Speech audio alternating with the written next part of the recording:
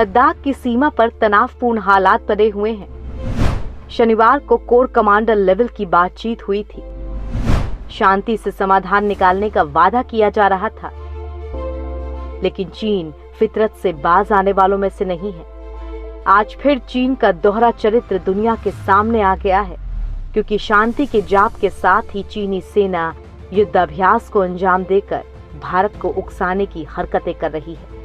ऐसे में निकट भविष्य को लेकर कई तरह की अटकलें भी लग रही हैं, यानी चीन माइंड गेम खेलने में लगा है, लिहाजा वो इस तरह की हरकतों को अंजाम दे रहा है। क्या कर रहा है चीन? हाँ जी, रुकावट के लिए खेद है, पर आपने कर देना नीचे बने हुए लाल बटन को ठों करके सब्सक्राइब, और वीडियो खत्म होने के बाद करने कमेंट, लाइक और शेयर।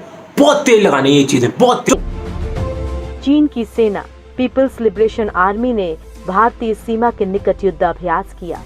इस दौरान चीनी वायुसेना ने जरूरत पड़ने पर हजारों की संख्या में पैराट्रूपर्स को सीमा के नजदीक पहुंचाने की अपनी क्षमता को भी परखा। चीन आधिकारिक तौर पर तो शांति की बात कर रहा है, लेकिन अपने सरकारी मीडिया के जरिए सैन्य युद्धाभ्यास की तस्वीरें और वीडियो जारी कर माइंड गेम खेलने की कोशिश कर रहा है। चीन सरकार के मुखपत्र ग्लोबल टाइम्स के मुताबिक चीनी पीपल्स लिबरेशन आर्मी ने मध्य चीन के हुबोई प्रांत से चीन और भारत के बीच सीमा पर तनाव के बीच ऊंचाई वाले उत्तर पश्चिमी क्षेत्र में हजारों पैराट्रूपर्स और बख्तरबंद वाहनों के साथ बड़े पैमाने पर युद्धाभ्यास का आयोजन किया है। इस दौरान भारत से लगती सीमा पर युद्ध के समय तेजी से भारी हथियार और सैन्य साजो सामान पहुंचाने की तैयारियों को परखा गया। सीमा के पास पहुंचाए गए पैराट्रूपर्स। चाइना सेंट्रल टेलीविजन के मुताबिक जब भारत चीन के बीच बातचीत खत्म हुई थी, उसके कुछ वक्त बाद ही भारत से लगती सीमा के पास एक स्थान पर पीएलए वायुसेना के एयरबोर्न ब्रिगेड ने कई हजार पैराट्रूपर्स को civilian airlines, logistic transportation channel और ट्रेनों के जरिए जल्द से जल्द तैनात किया। चीनी मीडिया के मुताबिक पूरी प्रक्रिया को कुछ ही घंटों में पूरा कर लिया गया, जिसमें जरूरत पड़ने पर सीमा सुरक्षा को जल्द से जल्द मजबूत करने की चीन की क्षमता का प्रदर्शन किया गया। चाइना सेंट्रल टेलीविजन ने कहा कि हुबोई प्रांत इस साल की शुरुआत में कोरोना वायरस से सबसे ज्यादा प्रभावित था, लेकिन अब यहां संक्रमण पूरी तरह से नियंत्रण में आ गया है। इसीलिए सैनिकों को यहां युद्धाभ्यास के लिए उतारा गया है। चीनी थल सेना के रविवार को किए गए युद्धाभ्यास में सैकड़ों बख्तरबंद वाहन, टैंक, तोप और मिसाइल ब्रिगेड को एक स्थान से दूसरे स्थान पर तैनात किया गया। अंधेरे में किया गया शक्ति परीक्षण। चीनी सेना ने 1 जून को भी तिब्बत के ऊंचाई वाले इलाके में आधी रात के घने अंधेरे में युद्धाभ्यास किया था। चीन की पीपल्स लिबरेशन आर्मी की तिब्बत मिलिट्री कमान ने 1 जून की रात 4700 मीटर की ऊंचाई पर सेना भेजी और कठिन हालात में अपनी क्षमता का परीक्षण किया। चीन सेंट्रल टेलीविजन के मुताबिक रात 1 बजे पीएलए की स्काउट यूनिट ने टांगुला पहाड़ी की ओर बढ़ना शुरू किया।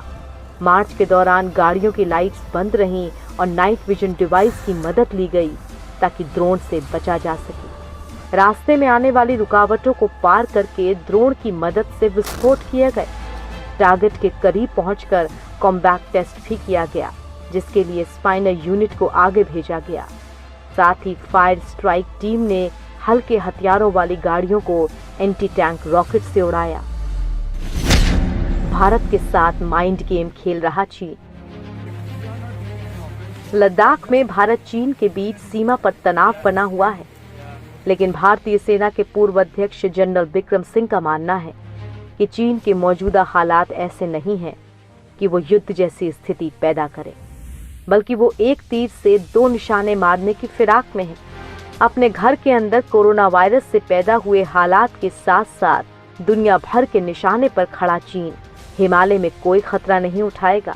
चीन उसका मुख्य क्षेत्रीय रणनीतिक प्रतिद्वंदी है और भारत के साथ कोई न कोई विवाद न सिर्फ चीन की परेशानी बढ़ाएगा, बल्कि 2050 तक ग्लोबल सुपर पावर बनने की उसकी ख्वाहिश भी लटक जाएगी। चीन के सामने हैं बहुत सी मुसीबतें।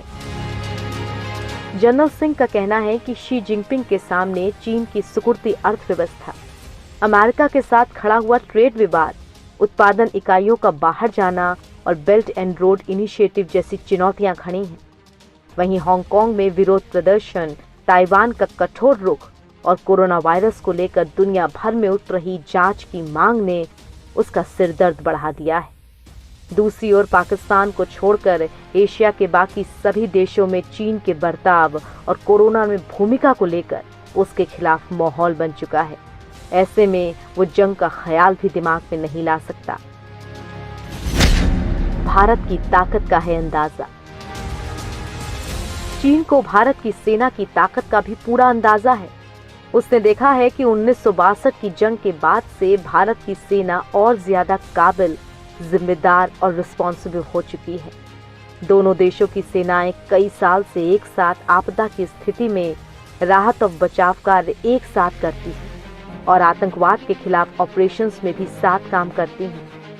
ऐसे में एक दूसरे की सैन्य ताकत की समझ बढ़ चुकी है और दोनों ही ऐसी कोई नौबत नहीं चाहेंगे, क्योंकि उन्हें पता है कि उसका नतीजा क्या होगा, खासकर तब जब भारत ने हाल के समय में ये साबित करने में हिचकिचाहट नहीं दिखाई है कि उकसाए जाने पर वो ताकत का इस्तेमाल कर सकता है।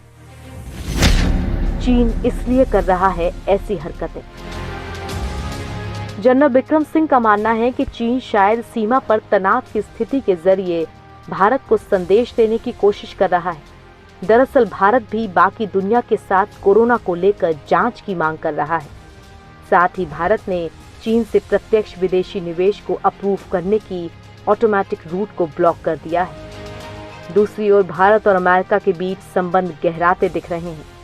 चीन बाहरी चुनौतियों से निपटने के लिए डराने धमकाने के लिए जाना जाता है।